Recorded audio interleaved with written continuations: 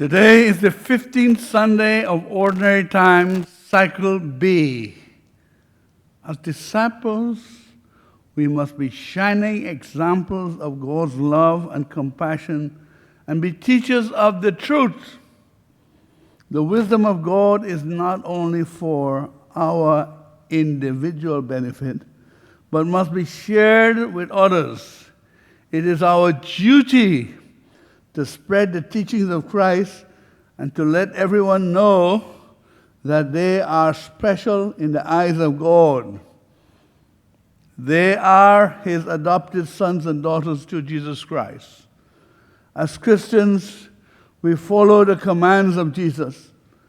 In today's gospel, He sends His apostles to evangelize all the towns in Israel. Before His ascension, He told all His disciples to preach His gospel to all nations. We need to ask ourselves whether we are failing in our duty to teach the gospel of Christ, the good news on how to create the society of peace and justice on earth. Most Catholics do not know the Bible and therefore do not know much about Christ and what to do. If you ask me what to do until you learn more about Christ, my answer would be just practice the works of mercy. We evangelize more with our actions than with our words. There are several corporal works of mercy and 7 spiritual works of mercy.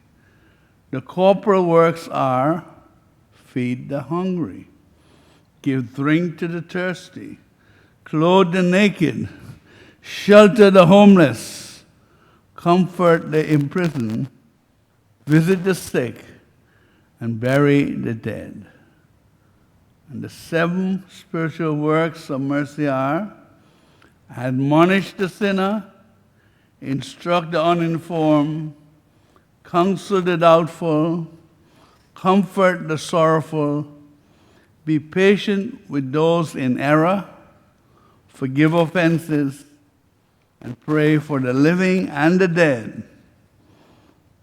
Today's reading speaks to us about the various aspects of our above-mentioned duties as Christians. In the first reading, Amos warns the northern kingdom of their impending destruction because of their greed, unjust ways, and idolatry. Very few people can accept criticism, even honest criticism. How do you react when somebody points out your errors or sins? The reading tells us that the sin of spiritual deafness can have dire consequences. Amaziah, the priest of the royal court, tells Amos, God's chosen prophet, to stop prophesying and to go away, telling him to return to the southern kingdom from whence he came. The reply of Amos is that he was not a professional prophet, implying that he did not seek monetary gain or was a member of a guild or group of prophets, but was a simple shepherd, a fruit picker, and he was sent by God to warn the people. In 722 BCE, the Assyrians completely destroyed the northern kingdom and sent the inhabitants into exile and resettled the land with other captives from other nations. The destruction of the northern kingdom happened almost 50 years after Amos' prophecies.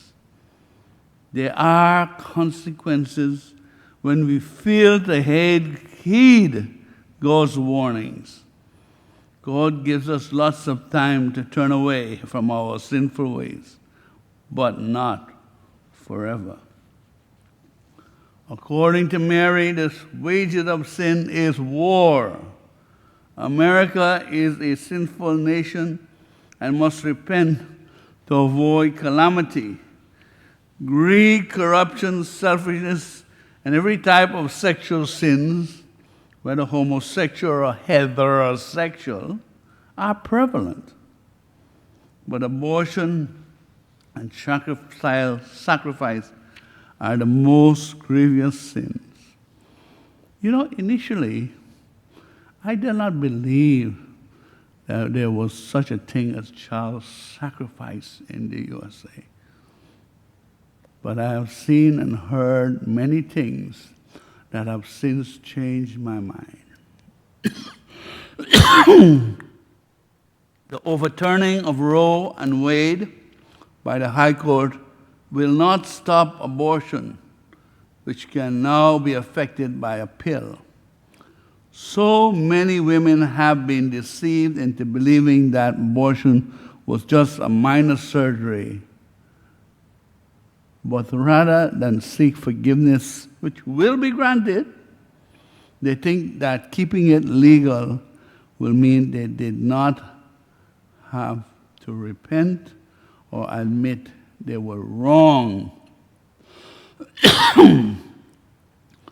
Do not let history judge you for being against the teaching of Christ, something you may later regret.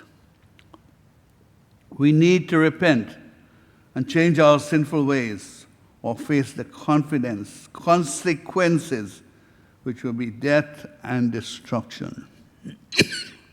The role of the prophets was to comfort the afflicted and afflict the comfortable. Please heed the warnings of all the prophets.